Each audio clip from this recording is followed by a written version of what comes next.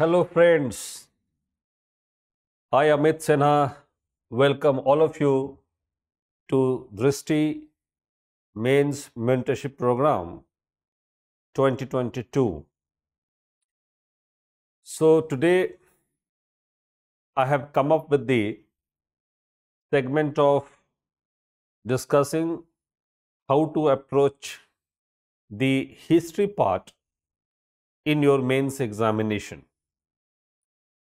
See, primarily speaking, the syllabus of history for your mains UPSC examination falls in the GS paper 1.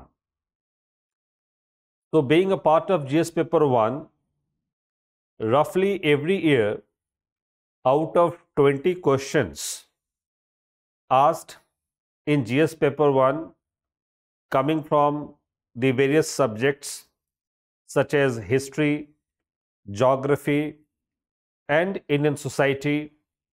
So out of these all segments, at least 8 to 9 questions. So almost 8 questions every year have been asked by UPSC from the segment of history syllabus itself. So those 8 questions become highly decisive as far as your score in GS paper 1 is concerned, and that finally places you in the list of either the successful or the unsuccessful candidates in the context of your examination.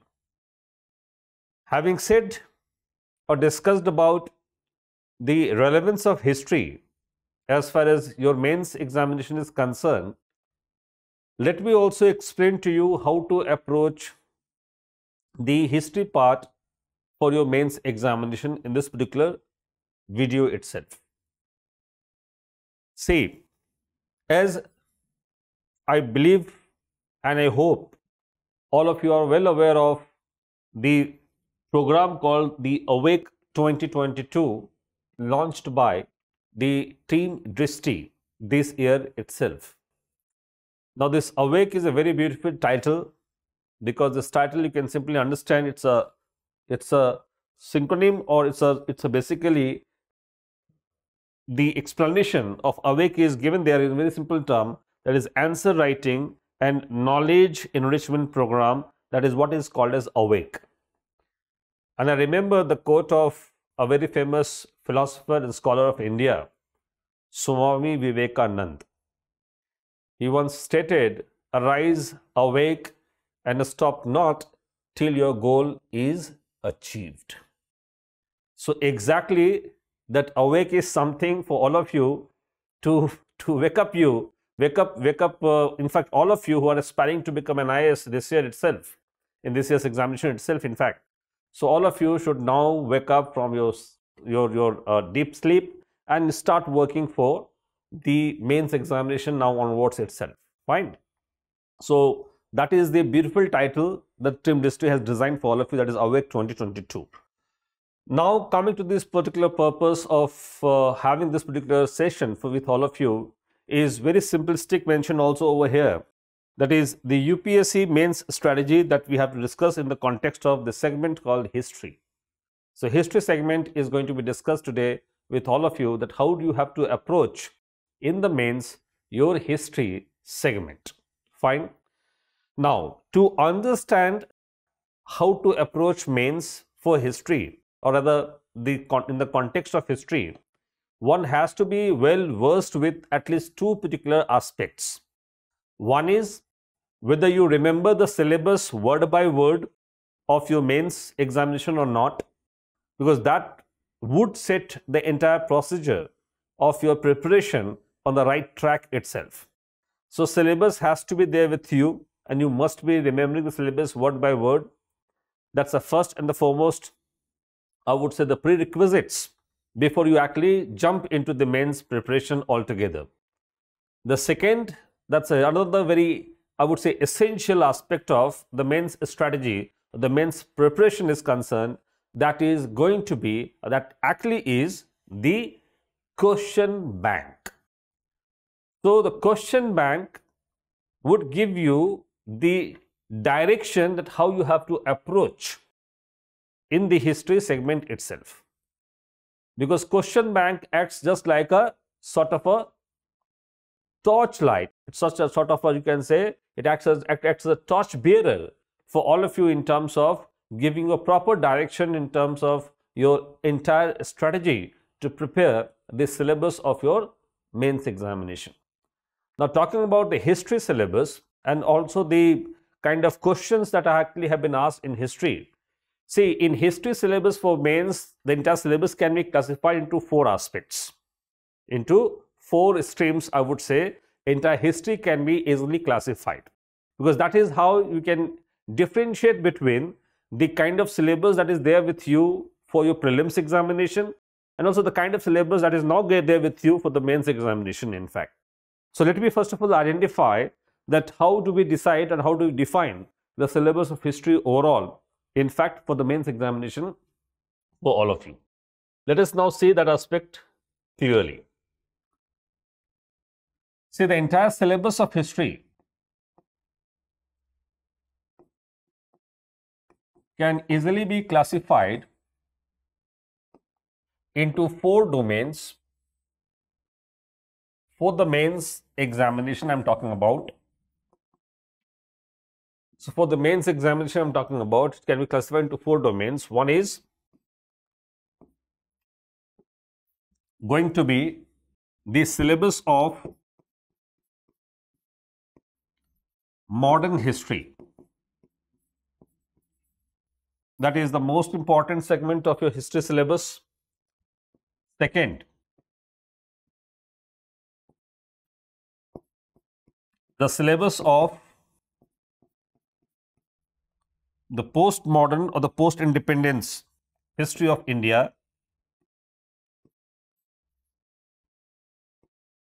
The post-independence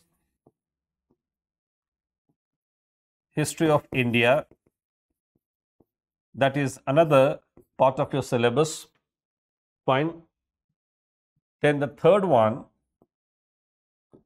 is basically the syllabus of your art and heritage or art and culture that we normally or popularly understand. All right. That is art and heritage is another part of your syllabus. And the fourth one is going to be the syllabus of your world history.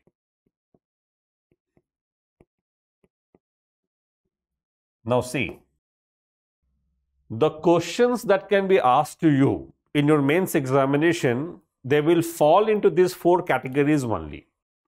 And let me tell you, since 2013 onwards, the time when the syllabus got re-christened by UPSC, since 2013 onwards, if you see the syllabus, you will notice that all the questions pertaining to history, they all fall into these or any of these particular 4 categories, in fact.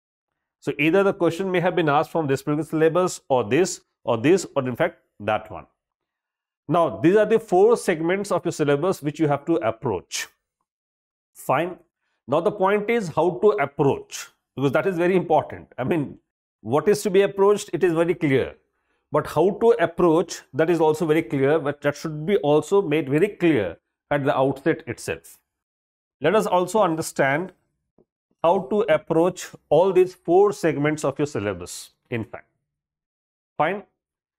Now, before jumping into how to approach, I would like to also mention here itself that you should actually have a clear-cut understanding about the exact wordings of your syllabus, because that is equally very important. If you see the syllabus of your so-called modern India, now it very precisely mentions about the mid-18th century.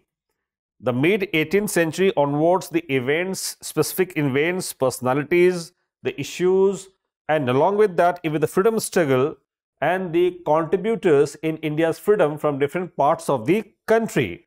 That is precisely given there in your syllabus itself. So roughly, if you see the modern history syllabus, you have to cover the syllabus from the mid of 18th century onwards.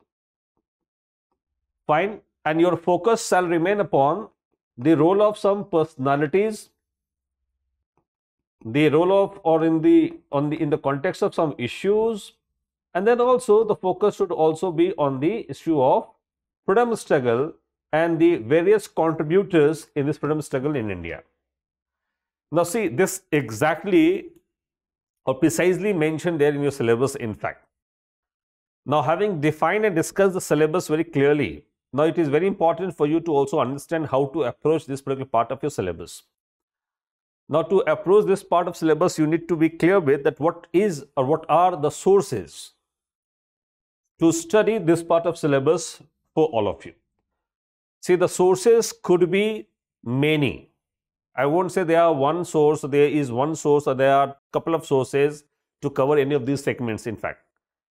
Even you also know at least 2-3 sources to cover at least each of these sections very clearly. But I would actually stick to the very basics here in fact. And what's the basic? The basic is that at least you should go through the basic textbook of your syllabus to have a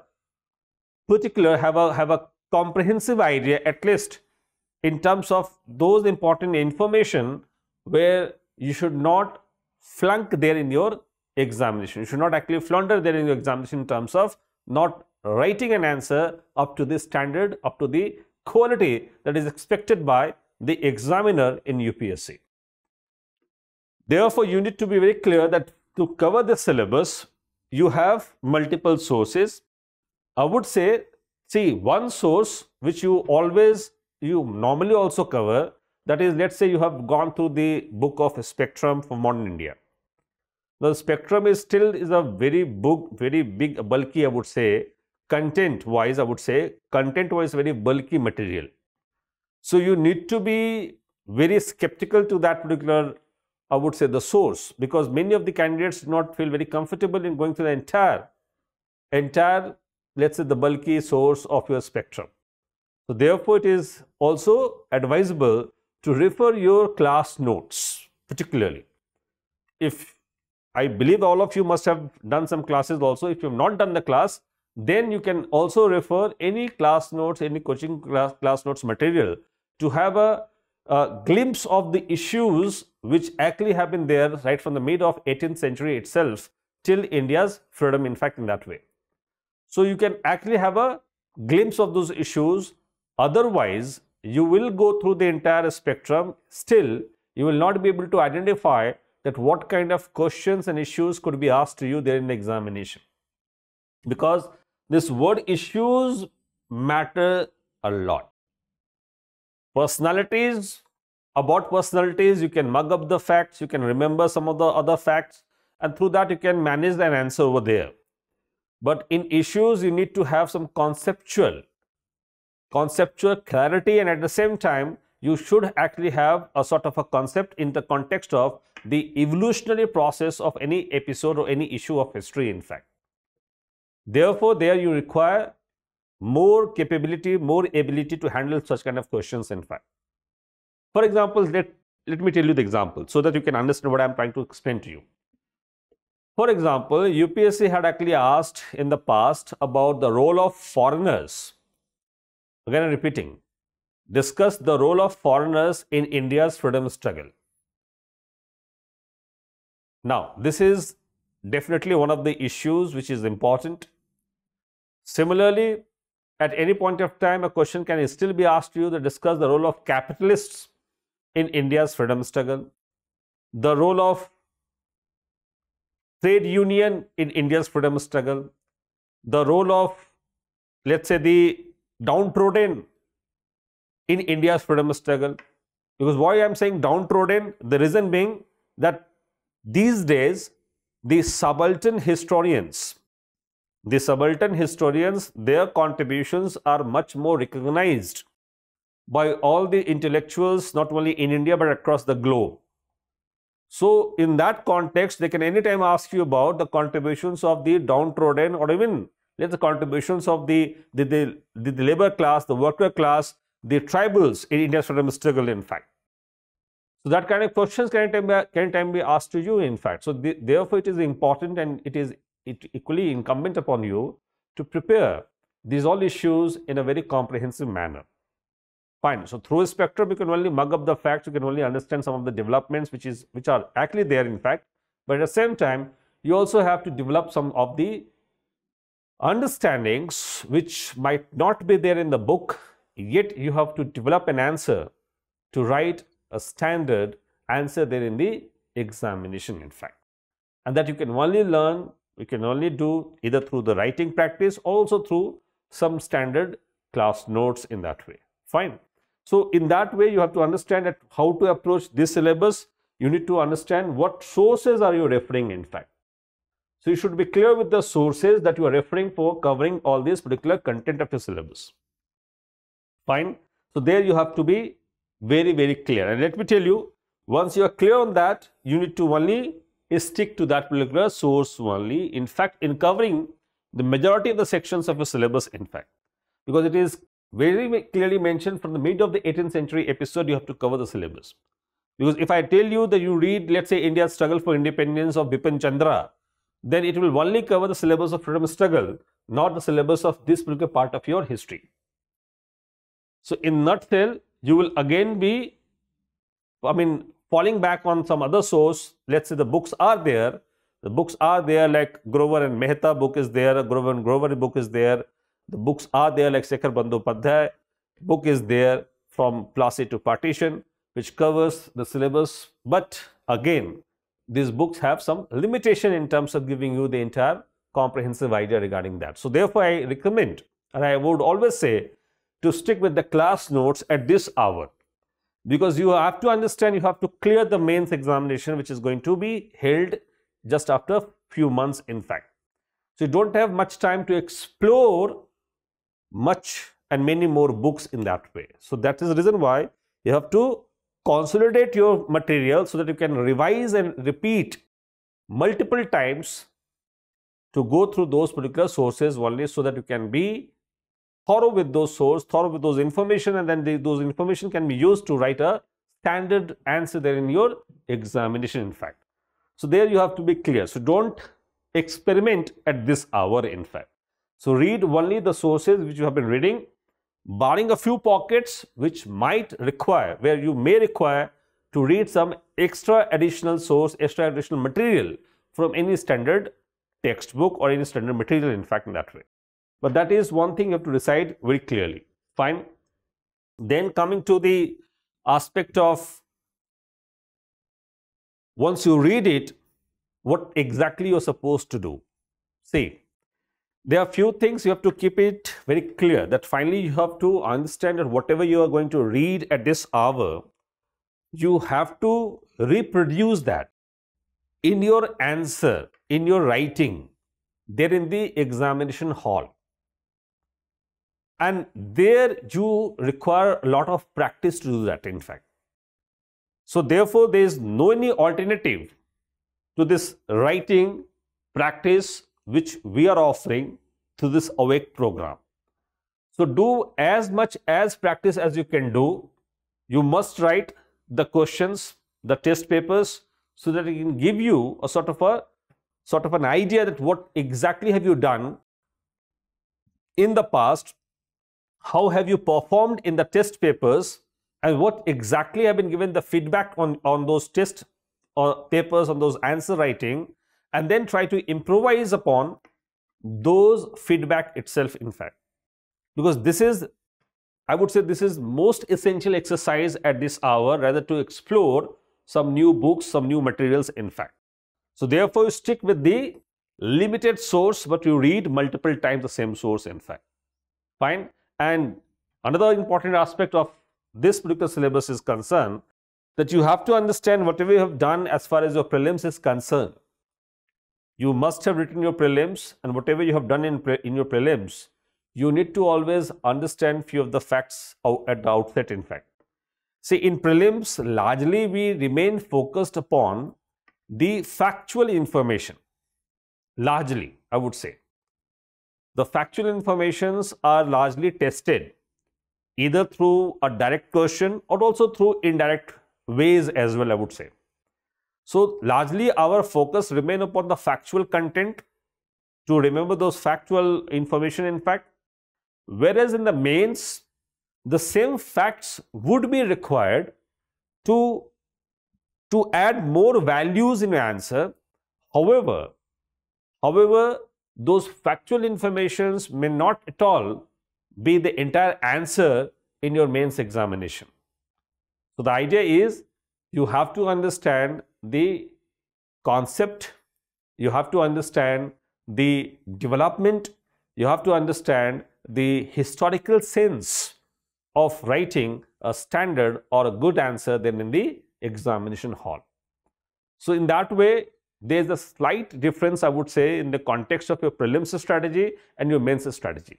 So the mains strategy is all about how to express yourself in a very effective and efficient manner there in the question paper itself, in fact. Therefore, you have to understand whatever facts you have remembered as of now. Now you can use those facts only to add more and more values in answer, but on the basis of that only you cannot actually write a good answer for sure, unless and until you have a proper guidance, proper mentorship and proper feedback upon that, in fact. So therefore, in this context only, the mentorship program becomes extremely relevant for all these serious candidates who are going to crack the CS examination of UPSC. Fine, that is actually the point. So how to approach this aspect? I made it very clear at this particular level itself. See, the second approach, that how to approach this aspect would be that you should always be thorough with the development that is coming up or that actually has been there also in the current perspective. So whatever episodes, issues, incidents have happened in the last 1.5 years, those all information are equally relevant in terms of understanding the kind of questions which may be asked to you there in your examination.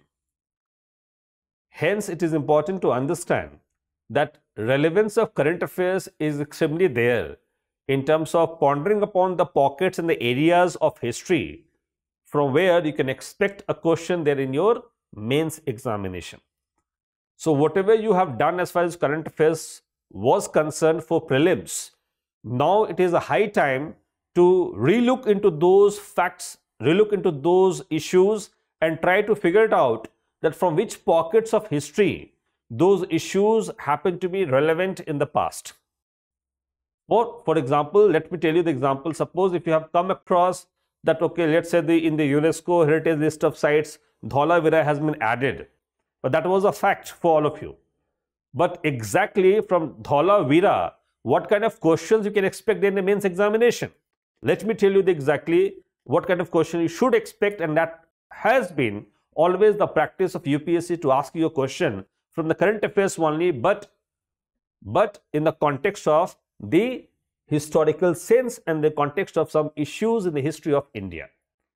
For example, Dholavira was one of the sites which was in news for all of you in current affairs, but the question which might be asked to you there in your mains examination would be on this aspect, that discuss the trend and traditions of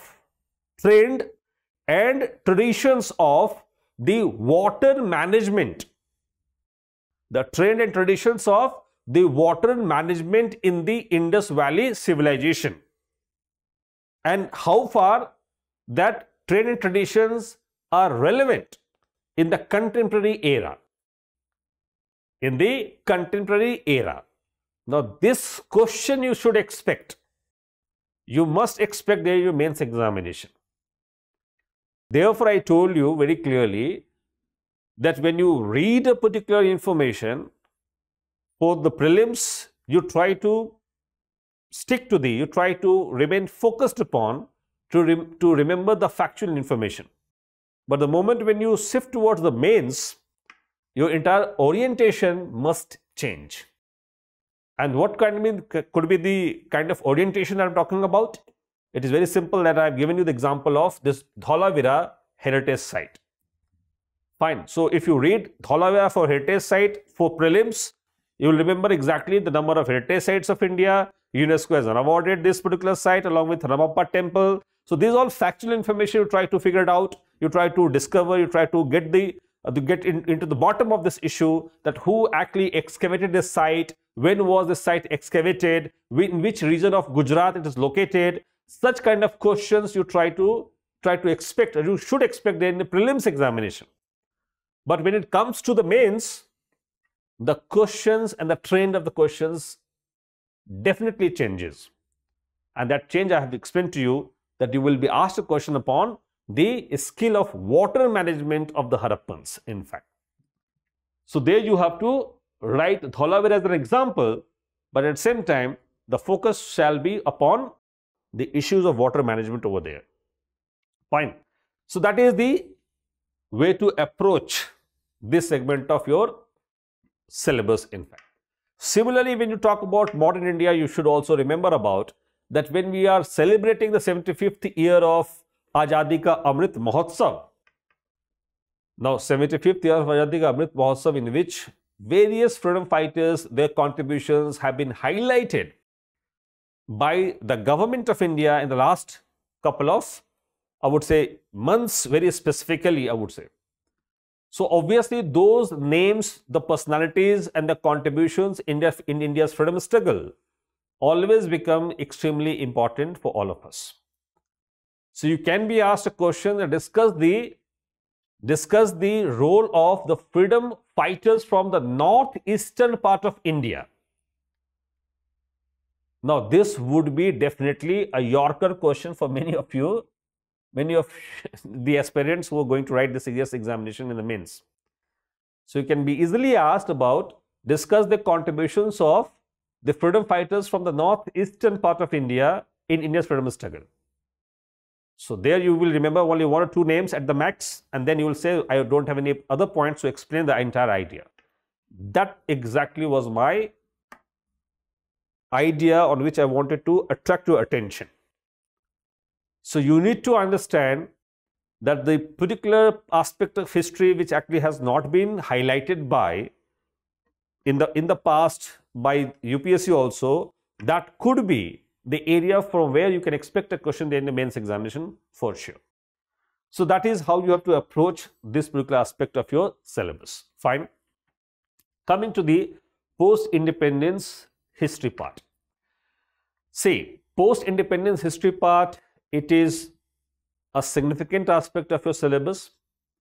However, the number of questions asked by UPSC in the past, let's say past a decade almost now, in past 9 years, in fact almost now.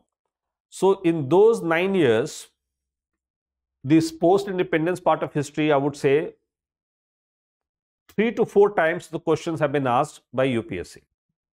Fine.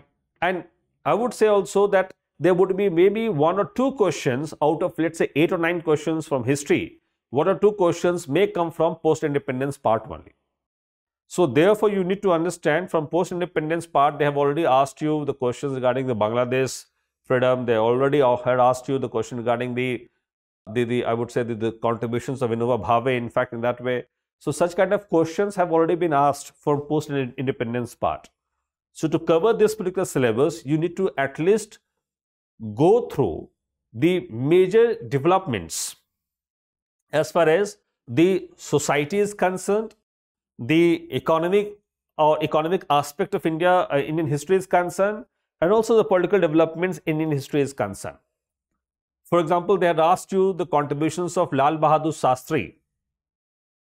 Contributions of Lal Bahadur Shastri in India's agriculture, India's economy, in fact, in that way. Fine. So such kind of questions you can expect there in their examination from post-independence part also. So what you have to understand, that this particular syllabus you have to cover at least from 1947 till 1991, till the new economic reform that was introduced in India in 1991, in fact. So this part of your syllabus you have to cover very clearly. And I would again suggest you to read any concise material. See, the book is there. India After Independence, written by Bipin Chandra, then Ramachandra Guha's book. There is also there on post-independence India. So there are multiple books available in the market.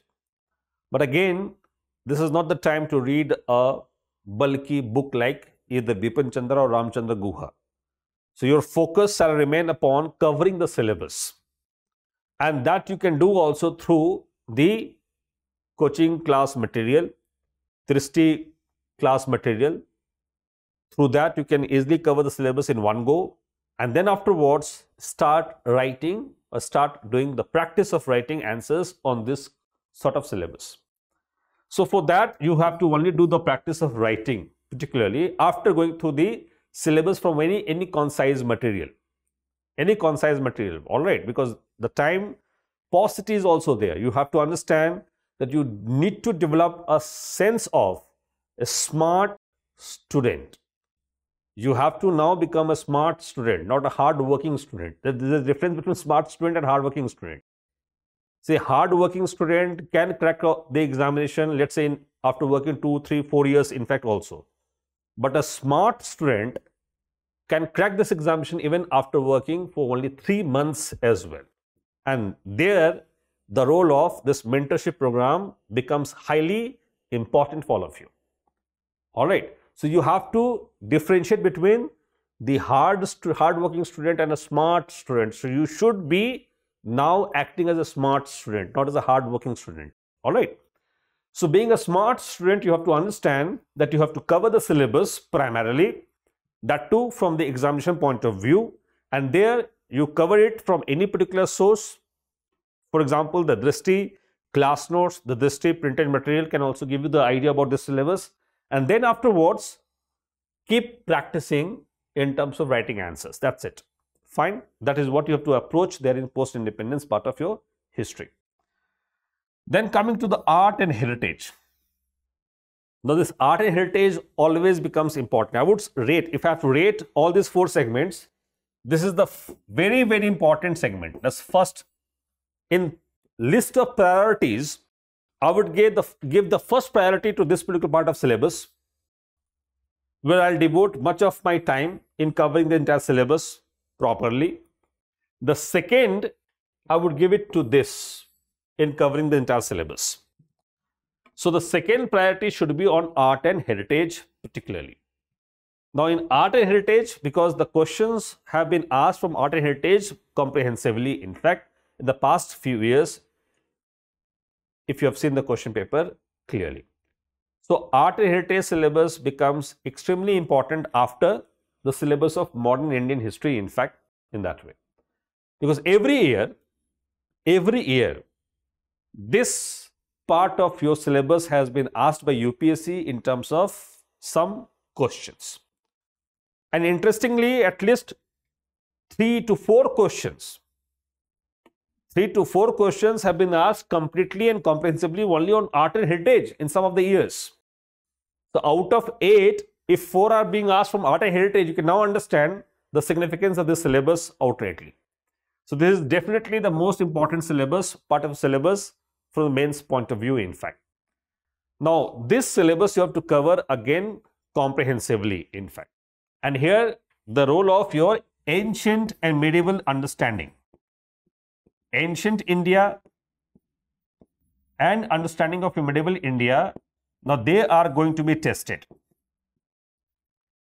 See, in entire syllabus of your mains in history, nowhere they have spoken about, or UPSC has talked about, the syllabus of ancient medieval India. However, in case of prelims, we do study the syllabus in entirety because history of India is mentioned there in the syllabus of prelims. Unlike in the mains, they have not explicitly mentioned the ancient medieval Indian syllabus, in fact. But through the segment of art and heritage, they have discussed, or they have actually mentioned it implicitly, that you are supposed to cover ancient and medieval history also of India. Because through those segments only the questions have been asked in the past as well by UPSC. And let me tell you that every year, I told you just now, every year they have asked you the question. For example, last year in 2021, at least 2 questions were asked. One was on comparison between the Sufi and Bhakti movement. Another one was on the issue of the tribal culture of India. So they have asked you at least 2 questions last year. Similarly, in 2020, they had asked you at least 3 questions. 3 in 2020.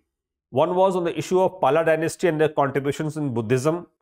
So Pala dynasty was asked to you, P-A-L-A, Pala dynasty. Then second question was asked to you on the issue of another insignificant aspect, that is Indian philosophy and its impact on history. So Indian philosophy question was also asked to you in a very significant manner. That was one of the I would say toughest question asked in the list of art and heritage as of now. The question was basically the contribution of philosophy and tradition on the art and conceiving the architecture of India, in fact, monuments in India, in fact. That was a question asked to you, especially in 2020. Fine. Then similarly in 2020, they also asked you the role of or the contributions of Persian literature. So how the Persian literary sources has helped us in terms of understanding the medieval era's spirit. So I told you, medieval India, if you study, then you also study the role of Persian language, Persian literature.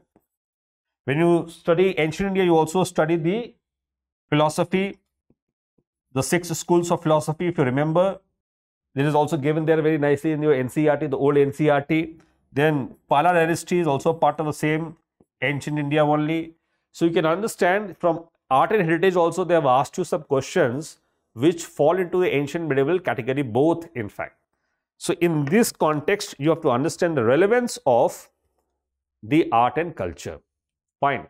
So this segment you have to also prepare. Again, I will repeat through some class notes. So Drishti IAS class notes would help you in terms of preparing this entire syllabus in one go in a comprehensive manner. Then afterwards, again, you have to start writing answers upon that. Because you read philosophy, you also must have gone through the philosophy, at least I would say through the old NCERT or maybe some other sources also. But I'm afraid to say that hardly you have ever thought of the role of philosophy in the context of shaping India's monuments and India's art in the past. So at least on this account, I'm sure none of the candidates would have even thought of the kind of questions could be asked by UPSC on this line as well, in fact. Therefore, it is important to write answers, to do practice of writing answers, in fact. Fine. That is what you have to do for art and heritage as well. Now, coming to the last one is world history. Now, this is entirely new for you. Now, why new for you? Because at least some of the other segments you may have studied, you must have studied there in the prelims or during the time of your prelims preparation, or also during time of your overall preparation, you do focus, or you primarily remain focused upon these aspects. These aspects. It is one of those, I would say, topics which you prepare only for mains. Because normally the questions are not asked to you from world history in prelims, because that's exactly not the syllabus. However, the question may be asked to you from international relations or some topics of, let's say, the international affairs from historical perspective. That is quite possible. But specifically from world history as such, there is no question asked to you in prelims, because that's not a part of the syllabus. But here for the mains, you have to be on guard, because this is a part of your syllabus in the mains.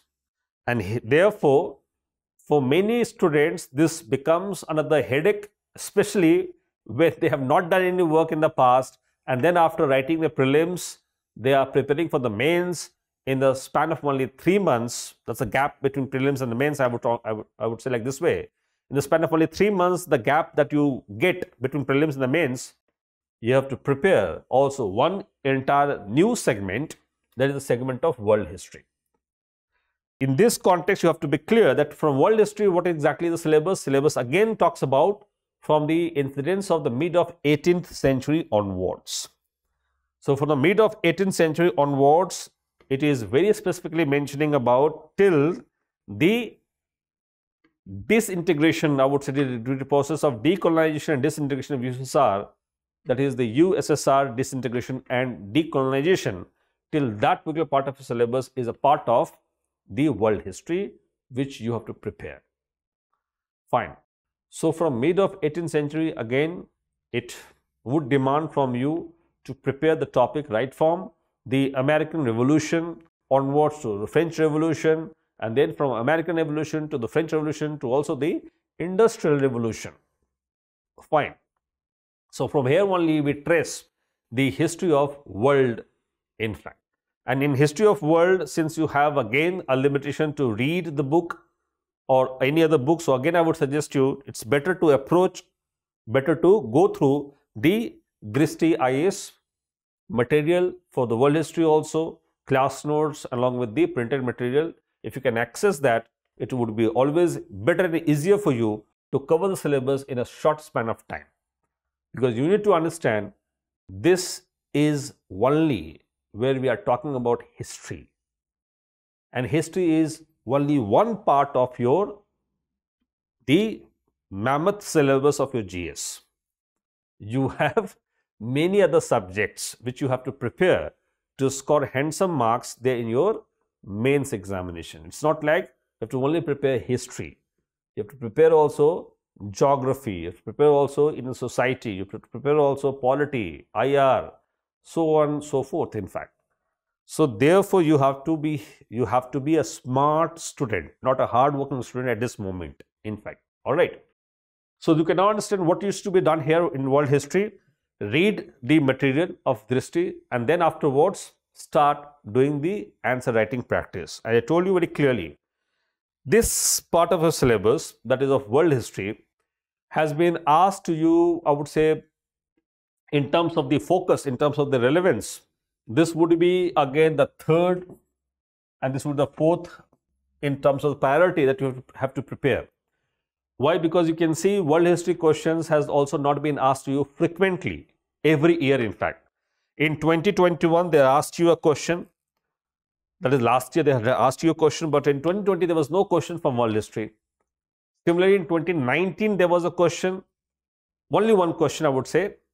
And then in 2018, there was again one question was asked to you. That too was not purely from world history. It was having the relevance from world history and also from geography.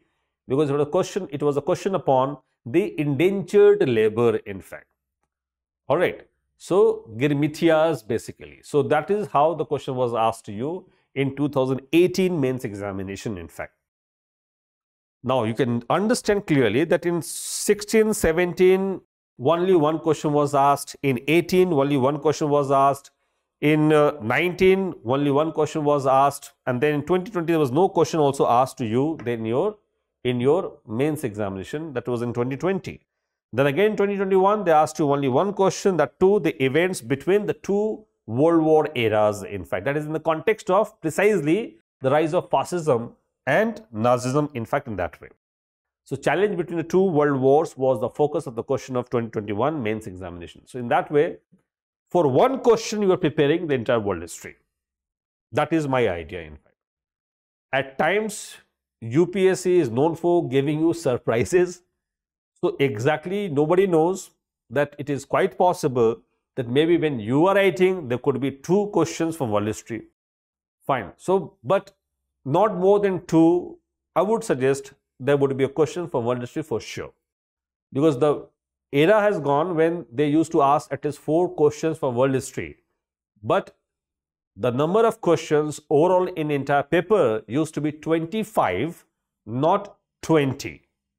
So when the number of questions used to be 25, then in that context, there were instances where 3 to 4 questions only from world history had been asked by UPSC in the mains examination. But from 2016 onwards, when they reduced the number of questions from 25 to only 20, then afterwards, either 1 or 2 or none. 1 or 2 or none questions have been asked from only world history. So, largely you have to keep in mind that you are preparing only for 1 or at the max 2 questions at the max. That too would be a surprise for many, but UPSC is not going to ask you more than 2 questions for sure from world history segment. All right, but you cannot take a chance because UPSC, I just told you, it's known for surprises. So therefore, you have to prepare the syllabus in entirety. And what you are supposed to do, you prepare the syllabus in entirety, which exactly is mentioned there also by UPSC. From mid of 18th century onwards, you have to prepare the entire syllabus specifically till the process of decolonization and also the disintegration of the USSR. Fine. That is what you have to prepare from syllabus of world history.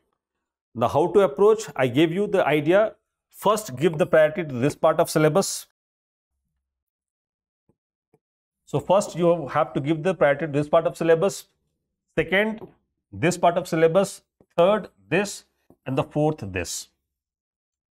All right, because third, why I'm saying third, because reason being, these two are equally in the same stage, I would say.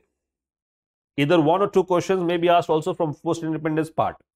But at least from this part, you read this part of history either in your international affairs classes or IR classes, that international relations classes, or also somewhere maybe in your political, let's say, development in the context of the Indian polity, also study some of the developments regarding that. So in that way, you cover the syllabus roughly from your own surrounding, from your own consciousness. But this is something you have not studied at all. Therefore, this should be given the third in your list of priority in terms of covering the syllabus of history in a very short span of time. Fine. So, in this context only, you have to approach the entire syllabus of your mains for history. Fine. In this context, I will discuss some of the questions also, some of the, I would say, the sample questions also, and at the same time, the exact focus on the themes and the issues from the history syllabus which might be asked to you there in your mains examination in 2022. Fine. So with this, I am summing up this session altogether, and again I'll see you in the DMPP classes regularly in the context of discussing those probable areas, probable questions as well, one by one. So those classes would be scheduled from tomorrow onwards itself. Fine. So I wish you all the best. Again, I'll see you there in these DMPP classes regularly. Fine. Thank you. Bye-bye. Take care. Thank you.